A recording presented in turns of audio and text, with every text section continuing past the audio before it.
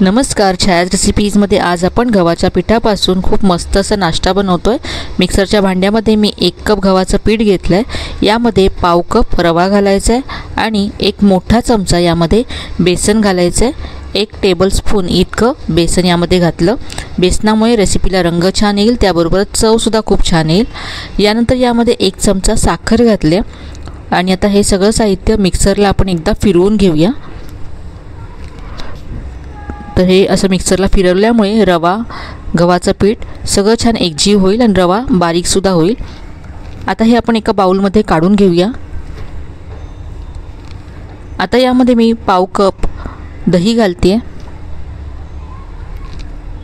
आणि यानंतर दह्याच्याच कपामध्ये मी 1 कप पाणी घेतलंय। सगळं 1 कप पाणी इथे सुरुवातीला मी घातलंय। मिक्स करून घेऊया।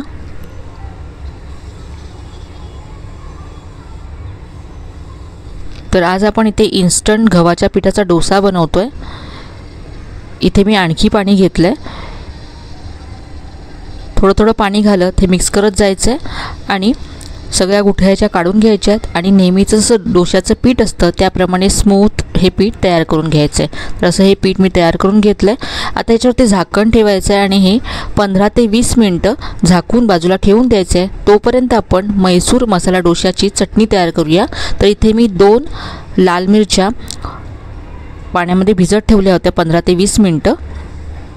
इथे मी बेडगी मिरच्या घेतल्यात। याबरोबर इथे मी भरपूर लसूण घेतले, 10 ते 12 प्रकार लसणीच्या घ्यायच्या आहेत। 1 चमचा धने घेतलेत। यानंतर अर्धा चमचा इथे मी जिरं घातलंय, कढीपत्त्याची पानं घातली आहेत। यानंतर 1 चमचा इथे मी भाजलेली चण्याची डाळ घातली आहे। थोडीशी चिंच घालायची आहे आणि चवीप्रमाणे यामध्ये मीठ घातलंय आणि अगदी थोडं पाणी घालून ही घट्ट अशी चटणी वाटून घ्यायची आहे। ही चटणी आपल्याला डोशावर पसरवायची आहे, त्यामुळे थोडीशी घट्टसर ठेवायची। मैसूर चटणी तयार आहे आपली। आता आपण बटाट्याचा मसाला तयार करूया। तर इथे मी गॅसवरती कढई गरम करत ठेवली आहे। 1 मोठा चमचा यामध्ये तेल घातलंय। तेल गरम झाल्यानंतर अर्धा चमचा मोहरी घातली, अर्धा चमचा जिरं घातलं। यानंतर अर्धा चमचा चण्याची डाळ आणि अर्धा चमचा उडदाची डाळ घातली आहे। भरपूर कढीपत्त्याची पानं घालायची आहेत। बारीक चिरलेली हिरवी मिरची घातली आहे। यानंतर किसलेलं आलं घातलं आहे। हे सगळं तेलावरती परतून घ्यायचं, याचा कच्चापणा जाईपर्यंत परतून घेतलं आहे मी। चिमूटभर यामध्ये हिंग घातला आहे।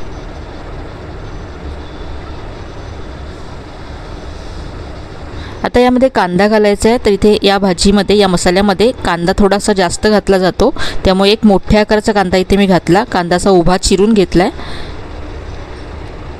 चवीप्रमाणे मीठ घातलं आणि आता कांदा सॉफ्ट होईपर्यंत परतून घेऊया। इथे कांदा ब्राऊन करायचा नाहीये। तर इथे कांदा पहा सॉफ्ट झालाय। यामध्ये आता पाव चमचा हळद घालायची आहे। मिक्स करूया। इथे आता मी 3 मध्यम आकाराचे बटाटे शिजवून सोलून असे कुस्करून ठेवले होते, ते यामध्ये घालायचे आहेत आणि सगळं आता छान मिक्स करून घ्यायचं आहे। हा मसाला छान परतून घ्यायचा आहे।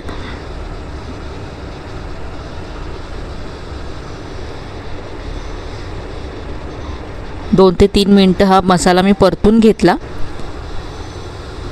हा मसाला आपल्याला डोश्यावरती पसरवायचा आहे, त्यामुळे हा थोडासा सैलसर असतो।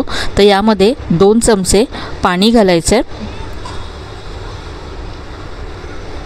सगळं मिक्स करूया एकत्र।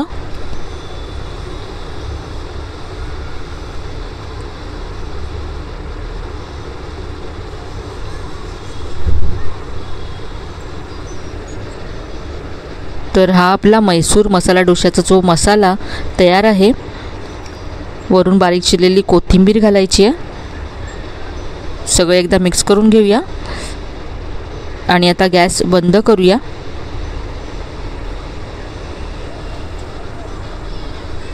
अगदी मस्त असा हा मसाला तयार झालाय। आता आपण डोसे बनवूया। तर हे पीठ जे आपण झाकून ठेवलं होतं 15 ते 20 मिनिटं झालेत। पुन्हा याला एकदा मिक्स करून घेऊया। तर हे आधीपेक्षा घट्ट झालं आहे आणि डोसे बनवण्यासाठी अगदी परफेक्ट आहे। तुम्हाला जर जास्त घट्ट वाटत असेल तर थोडंसं यामध्ये तुम्ही पाणी घालू शकता। याची कन्सिस्टन्सी नेहमीचे आपले जसं डोशाचं पीठ असतं त्याप्रमाणे हवी आहे। यामध्ये मी चवीप्रमाणे मीठ घातलं आणि मिक्स करून घेतलं। आज आपण इथे इन्स्टंट डोसे बनवतोय, त्यामुळे यामध्ये आपल्याला पाव चमचा बेकिंग सोडा घालायचा आहे। सोडा मिक्स करून घेऊया आणि आता हे आपलं इन्स्टंट असं डोशाचं पीठ तयार आहे। तर या प्रमाणामध्ये तुमचे साधारण 6 ते 7 डोसे तयार होतात। इथे मी गॅसवरती तवा गरम करत ठेवला आहे। तवा अगदी छान असा गरम करून घ्यायचा। यानंतर थोडंसं तेल लावून घ्यायचं आहे। ब्रशने इथे फक्त मी तेल थोडंसं लावून घेते। वरचा भाग तव्याचा थंड होण्यासाठी थोडंसं पाणी शिंपडायचं आहे आणि आता सेंटरला 1 ते 1.5 चमचा पीठ घालून डोसा हलक्या हाताने पसरवून घ्यायचा आहे।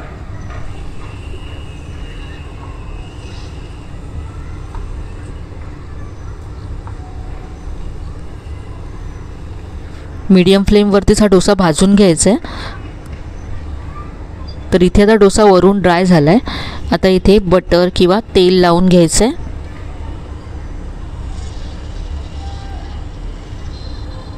आणि यानंतर तवा फिरवून डोसा सगळीकडून एकसारखा भाजून घ्यायचा आहे। असं तवा फिरवल्यामुळे सगळीकडून डोसा एकसारखा कुरकुरीत होतो, त्याचबरोबर सगळीकडून एकसारखा ब्राऊन रंग येतो डोस्याला।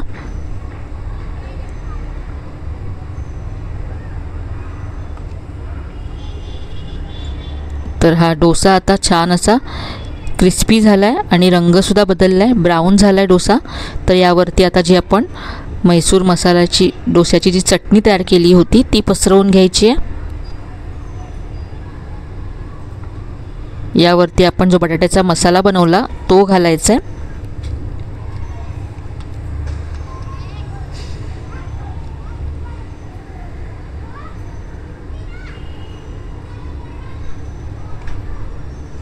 गव्हाच्या पिठापासून हा आपण बनवला असला तरीही मस्त क्रिस्पी होतो।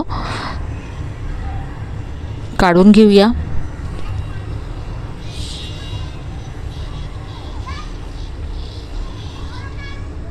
तर अगदी कुरकुरीत असा आपला मसाला डोसा, म्हैसूर मसाला डोसा तयार झाला आहे। तर इथे मी बटाट्याच्या मसाल्याबरोबर आणि चटणीबरोबर सर्व केला आहे।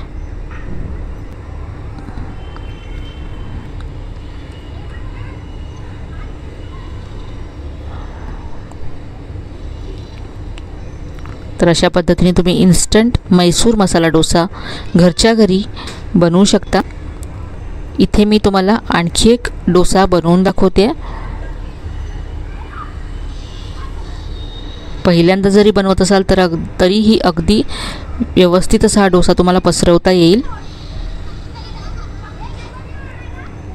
वरच्या बाजूने झाल्यानंतर तेल लावून घ्यायचं आहे किंवा बटर लावून घ्यायचं आहे आणि डोसा कुरकुरीत होईपर्यंत भाजून घ्यायचं आहे।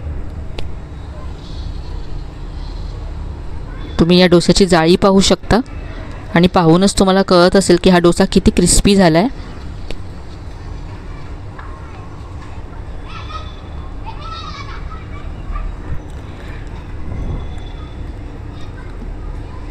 तर आजची ही रेसिपी तुम्हाला नक्कीच आवडली असेल। रेसिपी कशी वाटली कमेंटमध्ये कळवायला विसरू नका। रेसिपी आवडली असेल तर व्हिडिओला लाईक करा, शेअर करा। चॅनलला अजून सबस्क्राईब केलं नसेल तर नक्की सबस्क्राईब करा। चला तर मग पुन्हा भेटूया अशा छान छान आणि नवीन नवीन रेसिपीसह। तोपर्यंत धन्यवाद।